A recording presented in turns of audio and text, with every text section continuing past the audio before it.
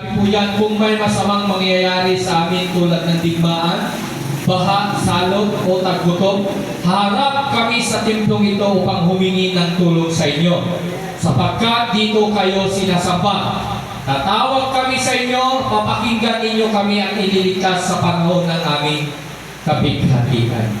Amen po? Kamay mo yung katabi mo at sabihin sa kanya, Merry Christmas. Merry Christmas. Panahon ng salot, digmaan, wala po kami ibang sa gagawin, Panginoon, kundi tatawag kami sa iyo, Panginoon, para humingi ng tulong sa ating Diyos na buhay.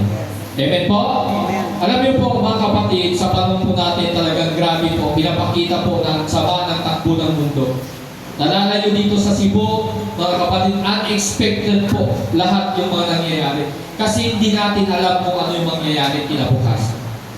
Ang alam ko lang mga kapatid na tayo po ay sumasamba sa Panginoon, na kailanman ang mga anak ng Diyos na sumusunod, naglilingkod at nagtitiwala sa Panginoon, pinangako ng Panginoon na kailanman hindi kayo mapapahamak.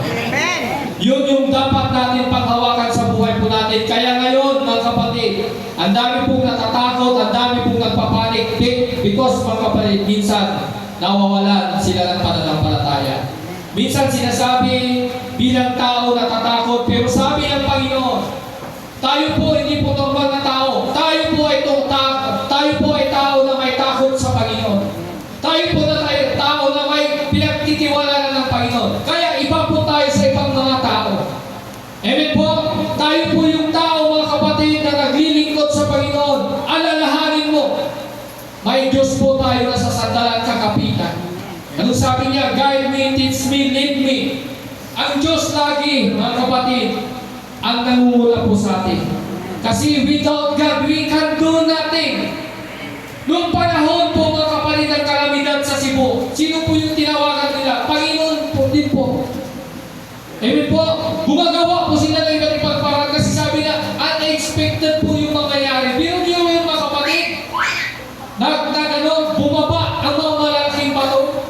Tignan niyo po yung mga bahay po nila yun, natabunan po ng mga bato, buhangin, at ang nakalabas po ngayon ay bubong na lang po. Saan po galing po nun?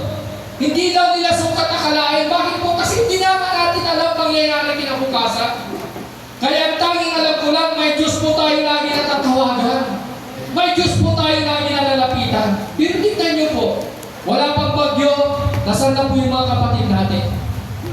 Siguro punta na nagtago. Siguro doon na sa bahay nila, nag-alala, nag-abala. Hindi naman mga kapatid, masama po yan. Pero ang masama dito mga kapatid, yung matatakot ka. Kasi sabi niya, ang takot ay kaugnay ay parusa.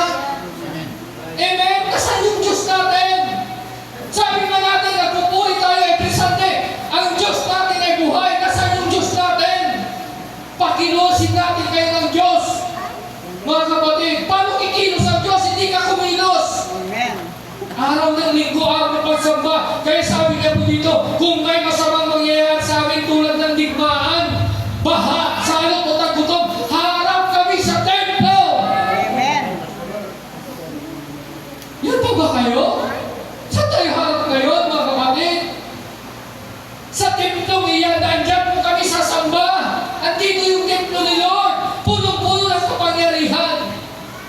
Yung naramdaman mo lang yung presensya ni Lord, wala nang bagyo. Wala nang bagyo. Bakit hinintay mo yung bagyo? Amen po? Huwag mo hintayin yung bagyo, mga kapatid. Kahit support tayo po niya, huwag mo hintayin yung bagyo. Ang importante, pakilusin mo yung Diyos sa buhay mo. Yan ang nais ng Panginoon sa buhay po natin. Kaya sabi niya, Panginoon, tatawag kami sa inyo. Papakinggan mo kami. Napakaliwanag. Walang magagawa yan, mga kapatid, mga rescuer, magtatago din niya. Isisecure din mga sarili po niyan. Pero si Lord sa panahon ng kalamidad, andito ako, anak! Akin na yung kamay mo! Yung bahay mo mga palit lang yan. Sabi nga, trono ko itong langit, tungtungan ko itong lupa. Kaya ng Japan yan ni Lord, mga kapatid, secure ka na. Yakapin ka lang ni Lord, secure ka na. Kaya sabi niya, ito yung lilim ng aking pakpak. Hinahalukip-kipan tayo buong magdamag ng Panginoon. Buong araw, buong panahon, kasi hindi tayo